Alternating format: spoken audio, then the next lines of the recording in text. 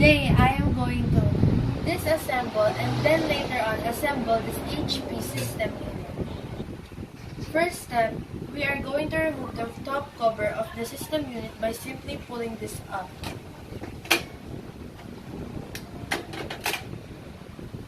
Go. Now, as we can see, this is the inside parts of a system unit. We have the power supply, the hard drive, the CD-DVD-ROM, the power supply cooling fan, the heat sink, which is under it is the CPU, and some memory units, which is also called as RAM or random access memory. Now, before we dismantle the parts, we must first remove all the cables connected to the power supply. First, for easy access, we must lift the power supply and the CD-DVD-ROM. We must push this in order to lift the CD-DVD-ROM.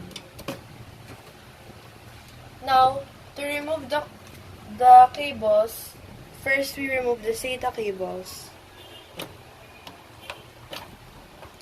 the power connectors,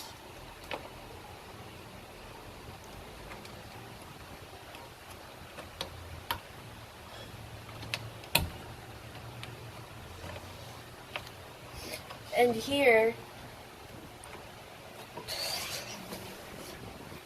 now we must remove the front panel connectors. First, the power connector, then the microphone headset jack, then the indicator lights, and finally the USB port connector. Go. Then we are going to remove the cables connected to the hard drive. First is the SATA cables. Then the power connector. Then on the CD-DVD-ROM, we are also going to remove the SATA cable and the power connector. But we need to remove the case of the power supply cooling fan in order to remove the power supply cooling fan cable and the 4-pin power connector. This is the power supply cooling fan cable and the 4-pin power connector. Next up, we are going to remove the memory unit or random access memory by unclipping the tabs side by side and pulling it upwards.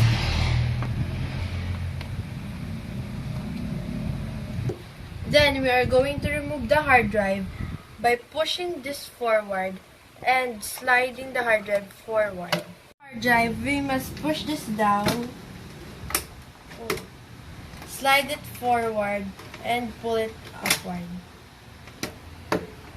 To remove the power supply cooling fan, we must remove the front panel, and in order to do that, we must pull this forward.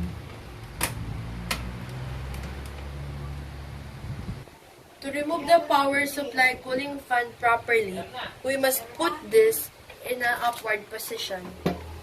Then, we must push this in order for this to remove. Tapos, 850.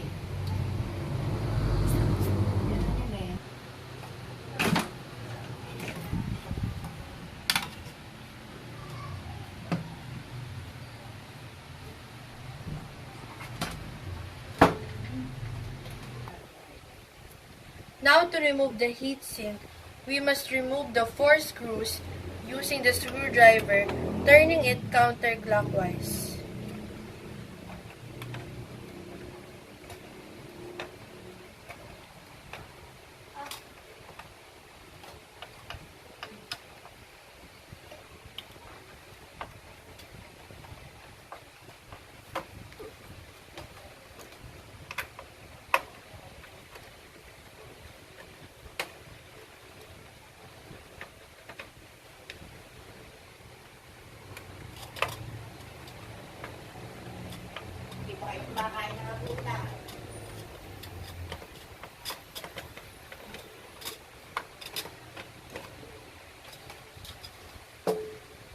To remove the CPU or Central Processing Unit, we must push this downward in order for it to remove.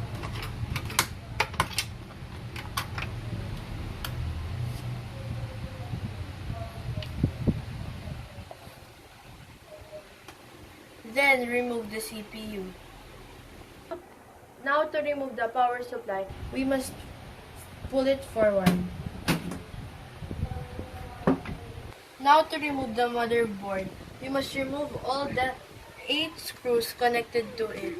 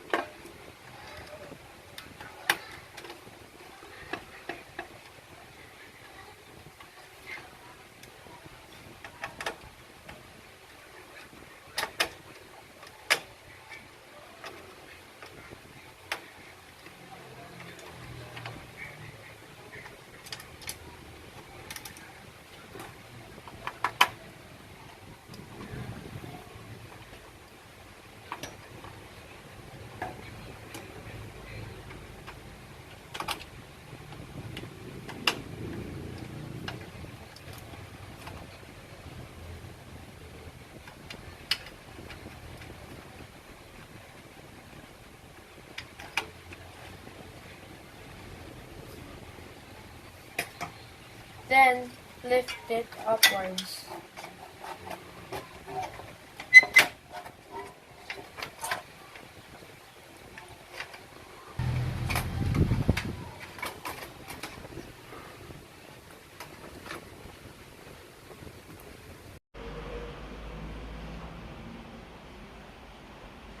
Assembling part of the system unit, we must return back the motherboard.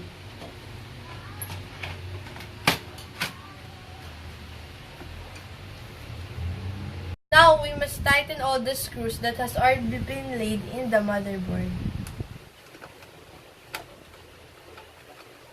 It must be going clockwise.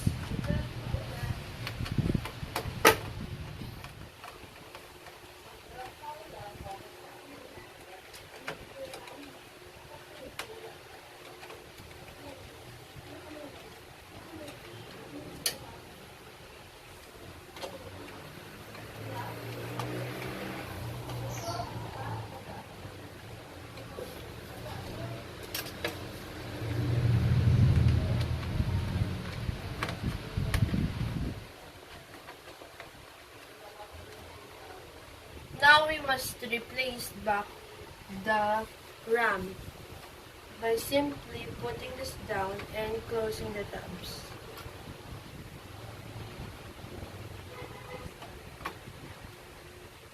Install back the CPU into place.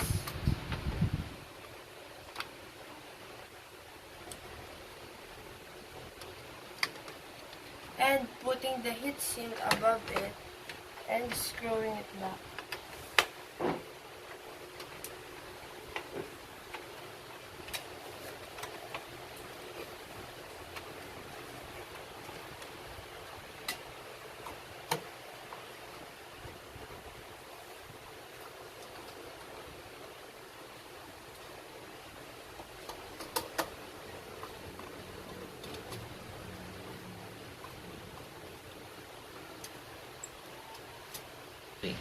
Now let us put back the power supply cooling fan.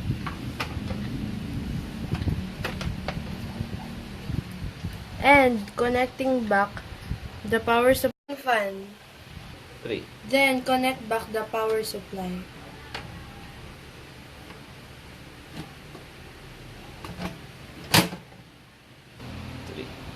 Then the hard drive.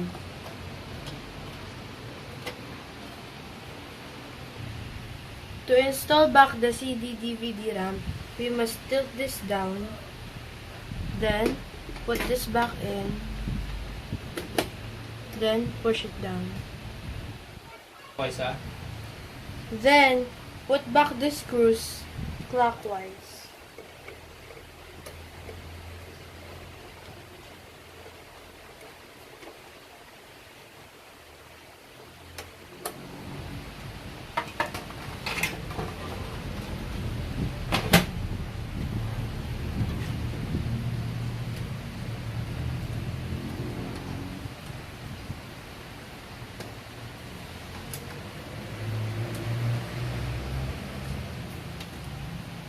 Then, connect the power connectors.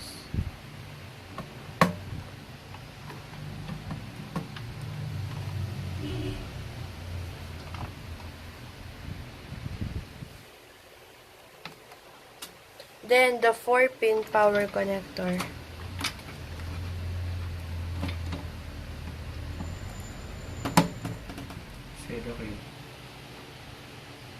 Next up is the SATA cables. Connect it both to the motherboard, then on the CD-DVD-ROM, and on the hard drive. Then, connect back the power connector that is also connected to the motherboard, to the CD-DVD-ROM, and to the hard drive. Then, connect the front panel connectors.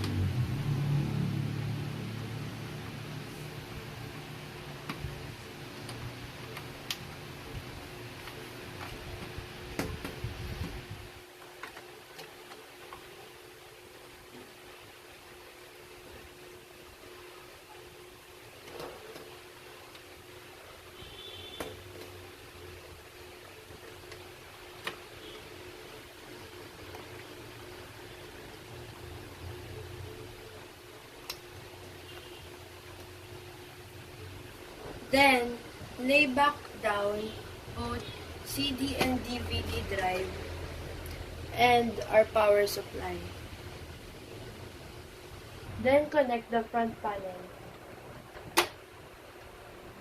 Then, the top layer of our system unit.